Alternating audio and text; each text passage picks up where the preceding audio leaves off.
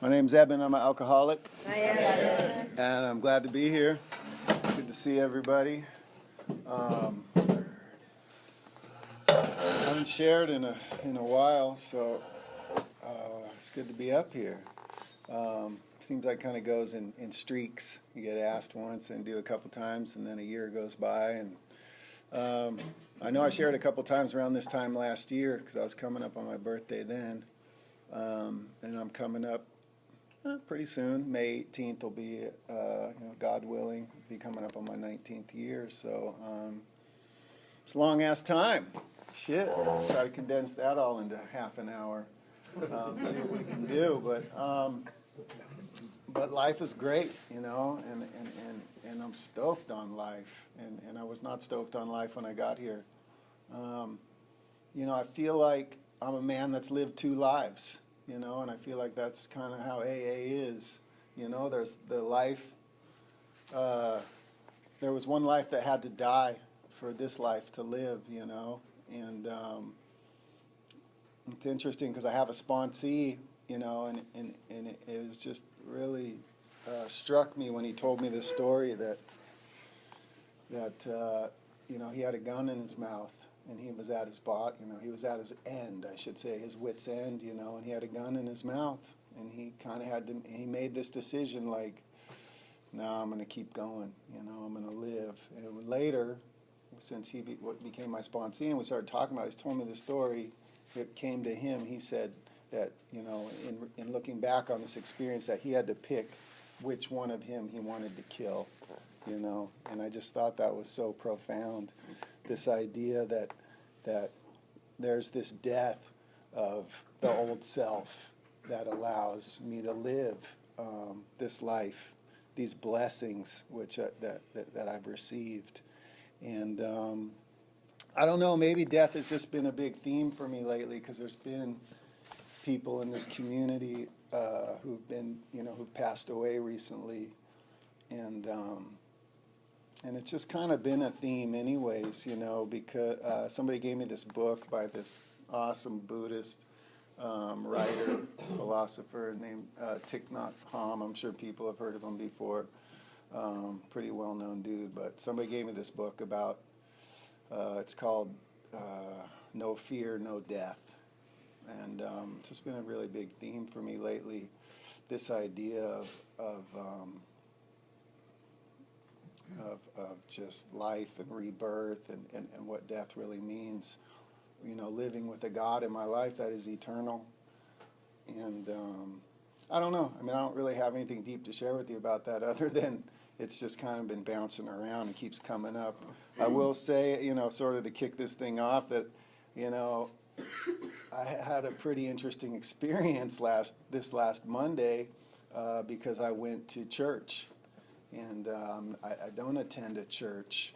I'm not a member of a church. I've never been the member of a church. And it's very interesting being in AA for 19 years, 18 years, and 10 months, whatever. I have a lot of discussions with newcomers about whether AA is a religion or not, and I think most people would say that it's not. But you come to start working the steps with some new people, reaching out to these new guys, and it comes up. It did for me, anyways. I just speak for myself. It's come up a lot, what this thing is, and it was such an eye-opening experience for me to actually, for once, go to church and go, AA is not church. I can guarantee you of that. Now that I've been, this is not religion. It's not church. It definitely is not. It might feel like it for any newcomers out there. Like, wait a second, guys talk about God all the time and faith and spirituality. This is not church, people. That's my opinion because the only requirement for membership here is a desire to stop drinking.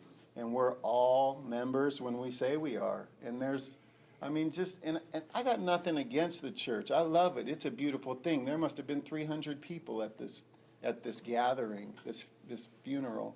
And what a beautiful service that this organization is providing to our community, to house this activity that was going on, for the family, for the survivors.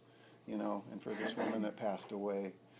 But the truth is, you know, it got to the end of the service and they handed out the communion and I couldn't take it, you know, because I've never been baptized and I'm not, and this is nothing against the church. It's beautiful. It's on me. I can look at my part in this and say, I haven't done the work. Why would I get to do that? You know what I mean? It didn't say I can't do the work and do it and then go get baptized and take, you know, whatever it is, catechism, whatever it is, and take communion. It's open. I'm sorry, I don't exactly know what the deal is with that, but I'm just saying, like, there's work to be done, and as far as I can tell, more or less open to me if I want to do it, but I haven't, so I showed up, and I was not able to participate 100% in what was happening there, and I felt left out. And this is not anything against the church. I'm saying, look, I see my part in this. But the truth is, I came to AA. And they said, come on in, brother. Come take communion with us. You know what I mean? It was like, you're a full-fledged member right now. When you show up, you don't have to go through this, this, and this, and this. You want to be here? You're in. Come on up, get your chip. It wasn't like, no, come up here and just go like this if you just want a blessing. Like, that feels weird. Why? I did it too because I want to participate. I want to be a part of this thing. I want to honor this person that's passed away. And I got up there and it just, the only point I'm trying to make of all this is that it just showed me what we have here and that it is not church and it's not religion. And I'm so grateful that I have it because I love it. And I came in here and I was And they just brought me in with open arms, and I was a full-fledged member on the day I arrived. You know what I mean? And to me, I don't think I would have stuck around if it was any other way. You know? At the point where I was at, in such utter desperation, but at the same time seized with such rebellion, I think if they said, you know, wait, you don't get to be a part of this yet. You got to go through it. I think I just would have been like, I'm going somewhere else. You know what I mean? So I don't know. That's a hypothetical. Who knows? I'm just grateful that AA is what it is. You know, I'm a full-fledged member when I say I am. You know, so that burned through 5 minutes already. I think I probably got about 50 minutes easy now. Get off the soap. I'll just climb up a little higher on my soapbox now. So, anyways. I love it, you know, this spirituality that I get to experience is very simple. And I'm listening to this Bill Wilson talk from the 1950 convention where they ratified the traditions. And here he's been sober for 15 years, you know. I mean, it's funny, man. You stick around here for a while. You know, Dr. Bob, our other co-founding member, he died at like 70, right? In 1950-ish. And he got sober around 1935. I mean, that's when we met Bill, and that's when AA started. So he only had 15 years sober. I got more time than Dr. Bob now, man. in my physical body, you know, going back to the death. I mean, whatever. Dr. Bob obviously still lives. You know, it's evidenced in every one of your faces here and everybody that comes in that his message lives and his spirit lives. And the physical plane is only one realm, you know, of life. But it's pretty funny to think about that, you know. It just is what it is. But the message that Bill Wilson brought to this convention was very simple. You know, and I love to just remember that this is how AA worked, you know. His buddy came to him and explained this really simple thing, and this is the way he said it. He said, I got really honest with myself. That was the first thing. Then I shared that with somebody else. Then I made restitution to people that I'd harmed. And then I did service to other people. I helped other people get sober. He said, and then his friend said to him, and you can believe it or not, but I feel that I couldn't have done those other 3 things unless I asked God for help. And that's it. That's the 12 steps. That's the AA program. And that's what I get to live today on a daily basis. I used to come into meetings and hear people say, I work all 12 steps every day. And I'd be like, bullshit. But it really is that simple. And it says in the book, in the 10th step, there's this one little paragraph where it basically says that same thing. And it just occurred to me recently, it's like, because I read that 84 through 88, you know, on daily basis, you know, more often than not, you know, and there's a description in there of just that process, you know, just seeing it where I'm still resentful and selfish and self-centered and dishonest, and asking God to remove those things, asking for help, and then, you know, telling somebody if I need to make amends, and turning my efforts and my thoughts over to helping other people. So what was my life like, you know? It was not that, you know. I mean, here's what, I sat in meditation this morning, and it occurred to me that what my untreated alcoholism is. You know, what's untreated alcoholism for somebody with 18 years of sobriety? You know, I couldn't immediately figure that out because I haven't had a drink in so long. Well, it's like, I have treated my alcoholism, right? But I know that this alcoholism disease is mental, it's physical, and it's spiritual. And mostly we work on the spiritual side. And then it says, you know, in the book that once we treat ourselves spiritually, then we straighten out mentally and physically. So primarily what I do is try to treat myself on this this is how I treat my alcoholism, is in a spiritual way. So what I realized in meditation this morning was that I'm very untrusting. That's what so here's Eben's mind. Something happens. How does this affect me? That's always my first question. How does this affect me? And then, you know, it's close brother or sister. What's in it for me? You know what I mean? Same thing, really, you know. And that's my natural mind. That's my untreated alcoholism. That's my selfishness and self-centeredness, the root of my troubles. And I realized that, you know, I'm very skeptical, especially with people that want to help me or that I love, you know. My wife asked me to do something. Well, what's in it for me? That's what I'm thinking. It's not like, yeah, sure, I'll go do that. That's love. Love, unselfishness, selflessness, anonymity, you know, is me saying, how do I help this person? But untreated alcoholism says, what's in it for me? You know, how does this affect me? You know what I mean?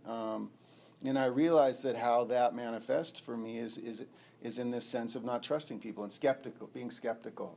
Whenever somebody like wants to show me something or teach me, you know, it's like, I don't know. I need to see results, you know. I need to test this. And I think the book is written in that way in a lot of sense, you know, that it is kind of a pitch. And it's based on this idea of proof, you know. It worked for other people, it'll work for me kind of a thing. But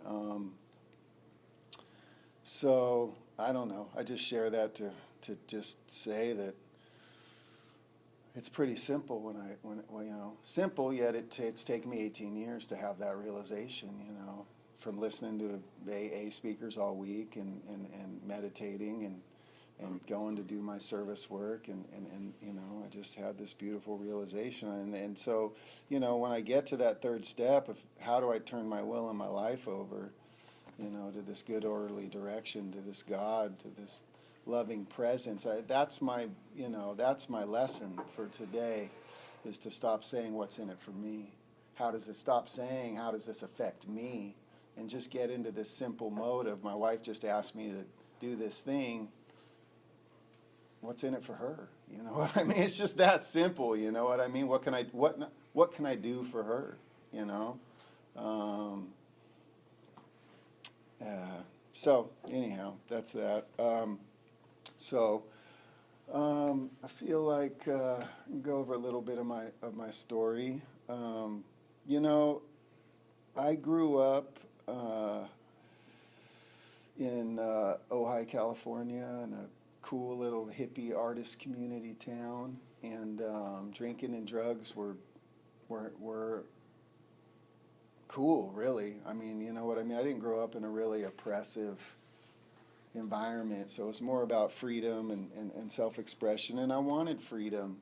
And I was a young adolescent, 14 years old, and feeling that uncomfortableness, that dis-ease of adolescence, and drugs and alcohol offered comfort and a bridge to social life, and fun and freedom, you know, all these great solutions, things that I still want today, you know. It's interesting because I was listening to that Bill Wilson talk, and you know, I say that alcohol was freedom. It turned into not being freedom eventually, and he says alcohol, you know, he basically says alcohol became his higher power, which I thought was a really powerful thing, because it's a lot easier for me to come into AA and find a higher power once I realized that I already had one, you know, in the booze. And I don't think it's unhealthy to make that parallel, you know, that alcohol and drugs were freedom, were love, were comfort, were all these solution things that I do need, and provided all this power to me. You know, so the problem is that they start to, is that I'm an addict. I'm an obsessive compulsive person. So I have this physical and mental disease that manifests as obsessive compulsion. A lot of people say that the reason why that it says in the big book that the reason why we're alcoholic is because we liked the effect of alcohol, but I don't think that's true. And this is just my opinion. There's a lot of heavyweight book thumpers that say that, you know, Mickey B and these guys that you can hear their talks online, and I understand that, you know, it's a solution. I mean, I kind of just said the same thing in a sense, but I don't believe that it's the fact that I enjoyed alcohol that makes me an alcoholic. To me, the thing that makes me an alcoholic, in my opinion, is the fact that I lost the choice and power over my drinking. That's the alcoholism. And so what does that mean? I mean, you know, they talk about this allergy of the body. It's supposed to be the physical part that manifests as craving. And then there's a mental part that's the obsession. Well, what the fuck is really the difference between an obsession and a craving? I mean, seriously. They're the fucking same thing, right? I mean, I don't know. You could think about it later, but I've thought about it, and just for my purposes, obsession, craving, it's the same thing, right? So they both manifest as the same thing, which to me is compulsion.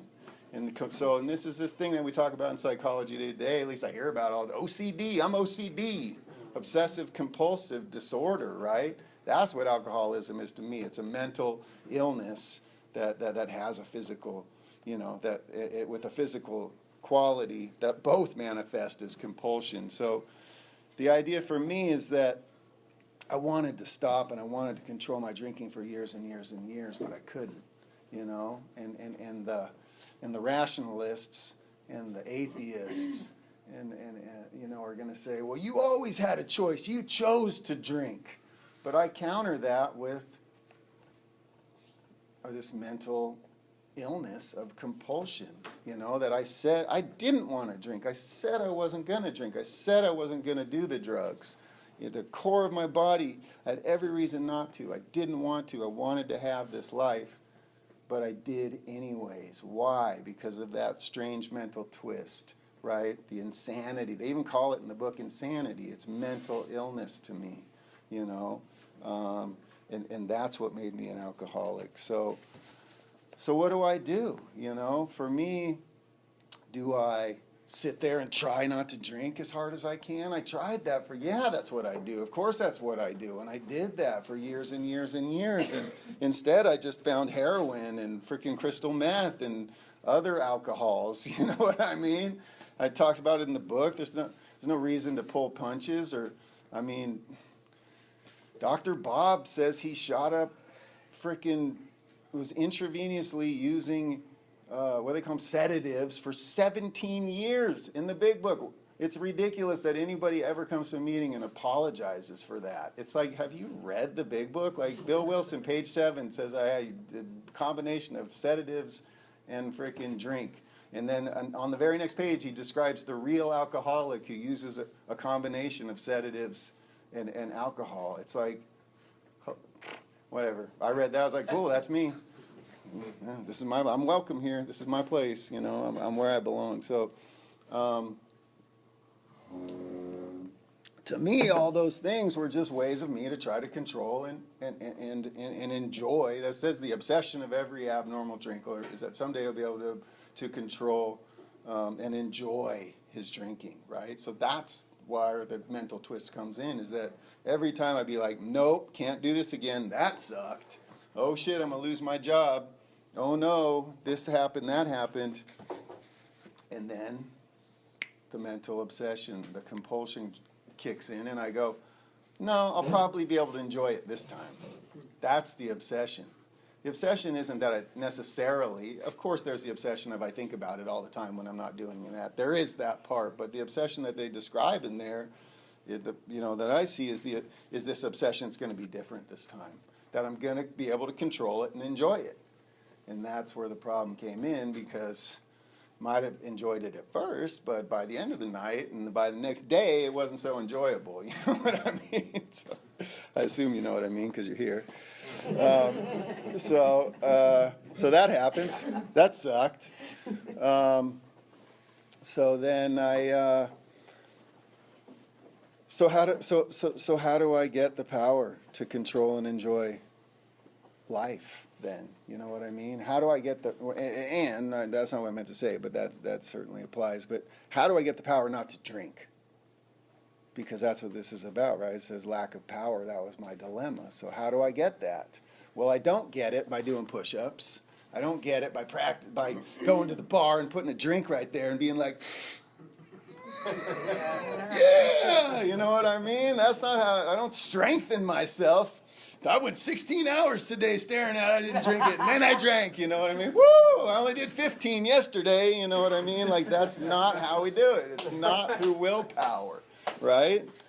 There is a way we do it, and it's what I described already. It's we take inventory, we look at our part in things, we get honest. It's really as simple as that. I mean, that's not that simple, you know. Truth, getting to the truth is multi-layered thing. But we do this inventory anyways. The way it says do it in the steps is we believe that it'll work. You know, we surrender, we believe it'll work, we make a decision to do it, and then we do this process. And the process is this really practical form of spirituality. It's combating it on the spiritual plane. And in spirituality land, which is like backwards land, battling means surrender. So there's these little paradoxes that we got to deal with, you know. So I do an inventory, and which I did, and then from that inventory I see who I hurt, and I make restitution, and then and that's the main part of it, really. You know what I mean? And through that I learned forgiveness, and there's these beautiful fifth step promises in there that say the way my life's going to be once I've done the fourth step and the fifth step. I'm going to see life clearly, and that the obsession to drink will probably disappear at that point. And then, of course, we make restitution and to the people that are on that list. And change, amend means change also. I change the way that I am, my life, whatever, my activities, my behavior. And then the ninth step promises come, and I'm even freer now, and I'm getting all that stuff I was looking for in alcohol and drugs. I'm getting the freedom, I'm getting the self-esteem, I'm getting the ease and comfort, you know, and then from there, it's like, you just keep going. I mean, then you get to step 10 and it goes, yeah, do 4 through 9 again. Okay, continue on, you know, continue living this spiritual life. And then from there, we deepen this relationship with God. In 6 and 7, we've already, you know, asked this God of our understanding that's already kept me sober to 6 and 7. I mean, I came to AA, and they said, you can't do it yourself. Just when you get up in the morning, hit your knees and ask God to keep you sober. If you don't want to use the word God, don't. If you want to say good orderly direction, you want to say group of drunks, gift of desperation, use one of those, or just use whatever. I say homie, because it said like the feeling between a friend. Whatever. friend. So, but I did it. The thing was just that I believed, and I did it. And I hit my knees, and I asked God to keep me sober, and I stayed sober that day. And I got up the next day, and I did it again, and I stayed sober. And I've stayed sober for 18 years and 10 months on that alone. So what's God? Is God real? Yeah, God's that thing that, it's nothing more than that. Of course, it's everything more than that, but it could be just that simple. I did it, and it worked, 100% success rate, totally scientific. I asked for help, and I stayed sober. And when I get into these mental whirlpools of is God real, these atheism ideas in my mind, and whatever brings it up, I just go back to that thing that, hey, I asked God to keep me sober, and I stayed sober, and that's God. It's nothing metaphysical. It doesn't have to be anything metaphysical for me. I love metaphysical stuff too, don't get me wrong. I love flashes of light. And I consider myself a mystic, a Gnostic, somebody who knows God, somebody who has an intimate, I heard this guy talking about being a priest, and he said that he was married to God. And I was like, that's fucking rad. I'm like, that's me too. I'm married to God. Like, I have a wife, but I have a relationship with a higher power, you know what I mean? And it's a loving relationship. And so anyhow, my point being that I've established this relationship with a higher power through this practical means. And it deepens through doing these other steps to the point where when I get, and then in 6 and 7, I asked for help. I mean, that's the beauty of these steps. They seem like these throwaway steps because they're only like 2 paragraphs in the book, but in a sense, they're the deepest, most profound steps that there are, because they're literally the steps where it says, ask God.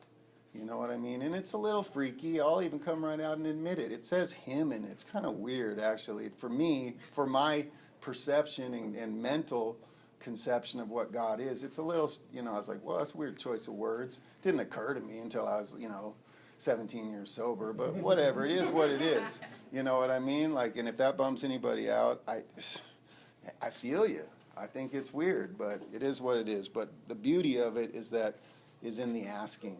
And I love that about the step 7 where it says humbly asked him to remove our shortcomings. The humble is in the asking. It's one of these self-fulfilling steps. I mean, that's what humility to me is in asking God to keep me sober, asking God to lead me through this day, to guide my thoughts and actions. That's, to me, is the definition of humility. So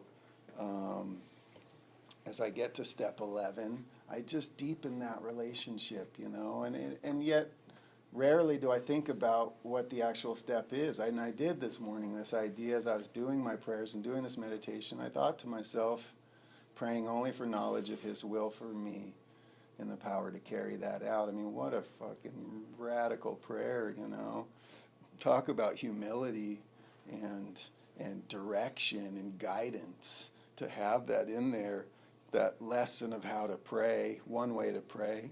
I'm very unorthodox. I'm very not into dogma. I'm very not into fundamentalism. I'm a big proponent of go out and find my own spirituality. Be a mystic, be a Gnostic, know God, have a relationship with God, call God whatever I want, experience God, and know that my spirituality is just as deep as any person, human being that's ever walked this earth before, that my connection to God, because I have a connection to God, is profound and is beautiful and is deep and is the true core of consciousness. The Buddha, the Paramahansa Yogananda, Jesus, you either have it or you don't. You know what I mean? I either have it or I don't. And once that relationship is established, there's no degrees. It's either on or it's off. And that's and that's what I love about AA, is I get to come in here and say this crazy shit to you guys, and you're like, cool, man, keep coming back, brother. You and Jesus. walking hand in hand. And I'm like, hell yeah, I love my Jesus.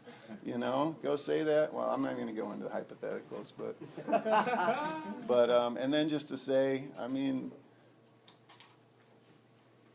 in step 12, to work with other alcoholics, I mean, I really could have just talked about that all night, and it probably would have been a better share. But I will say this, that I take that serious too, and I sponsored a lot of guys through the 12 steps, and I started doing that when I had 9 months sober. I didn't, you know, because I said I was going to, you know, because I said I was going to do it. Because I said I was qualified. Because I'd done the steps. And it was time, you know. And I didn't wait till I had 5 years or 15 years or whatever. I wanted to do it. And I've done that for 17, 18, you know, years now. And it's kept me sober. And I've worked the steps a lot of, you know, a few different ways, not a lot, a few different ways with guys, you know, but again, I feel like in AA there's such a push for tradition that it starts to get a little bit fundamentalist and it starts to get a little bit dogmatic. So I'm like, fuck it, man. I'll make up my own way to do it. You know, there's nothing wrong with that. Just because your sponsor had you do a fourth step a certain way, if you found a way, I mean, it's just for me. If I found a way that I think is, you know, going to help somebody, I'm going to do that. You know what I mean? There's no rules in here. I'm over that. You know what I mean? It's like, I'm not saying be ridiculous and irresponsible, but it's a beautiful program, and I'm going to make it mine. You know what? I'm going to take ownership for this fellowship. I'm going to take ownership for recovery. And not be, I want it to be ever new joy in here. I don't want to just do the same thing over and over like a robot. I'm big on tradition. I might still do a lot of things that I've always done, but I want to grow, you know, and I want to teach people how to get closer to God. And if I haven't found a sponsor that can help me do that, I'm going to find my own way to do it. And that's beautiful, man. And if people respond to it, then they do. And if they don't, try something else, you know what I mean? So, I mean, anything other than that, yeah, I'd just be listing off my accomplishments in here, and it's just not what it's about. You know what? I've found God through this program, and